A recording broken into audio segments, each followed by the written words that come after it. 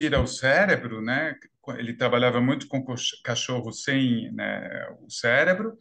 À ce moment-là, il dit le terme douleur n'est plus approprié, Ele diz então que o termo da dor não é mais apropriado, hein, puisque chez les mammifères, et l'homme est un mammifère, la douleur se situe au niveau essentiellement cortical.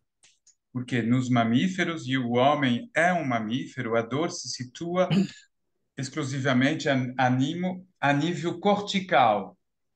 Mais même si le chien n'avait pas mal, il y avait à avoir des réflexes où, par exemple, on voit qu'il va faire une flexion de la patte.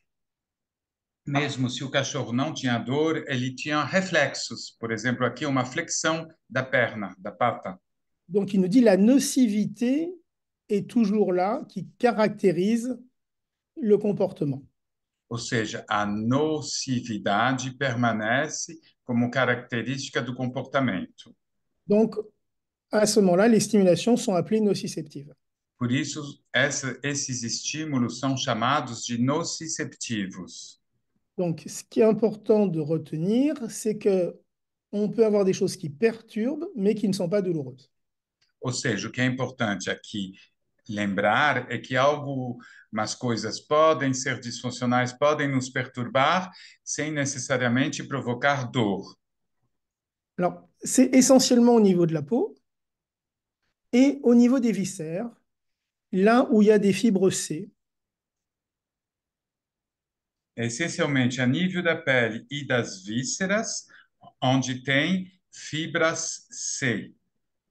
Et à ce moment-là, les informations vont remonter au niveau central, mais As, d'abord, elles vont passer par la moelle épinière, le as, tronc cérébral, et ce n'est qu'à partir du moment où elles vont passer au niveau du cortex qu'on va percevoir la douleur.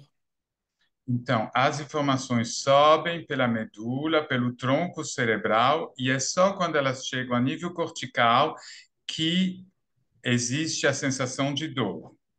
Donc, si on regarde la métaphore de l'iceberg, vous savez que la partie immergée est beaucoup plus importante que la partie émergée.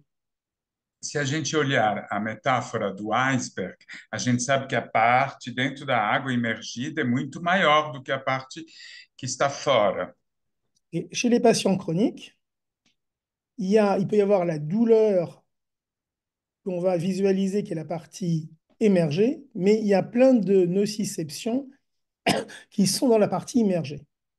Então, por exemplo, dans la fibromyalgie, tu as dit, pardon, Quand je dis dans les como pathologies exemplo, nas chroniques, patologias crônicas, você tem essa parte que a gente pode ver que sai do iceberg muito menor do que essa enorme parte que está por dentro, que representa toda a parte nociceptiva. donc ça veut dire que peut-être on va pouvoir traiter la douleur en retirant des dysfonctions nociceptives qui ne sont pas connues. Então, talvez ao limpar, entre aspas, disfunções nociceptivas que são desconhecidas, conseguimos tirar a dor. Donc tout ça, ça se fera grâce à un examen clinique précis. Tudo isso graças a um exame clínico preciso.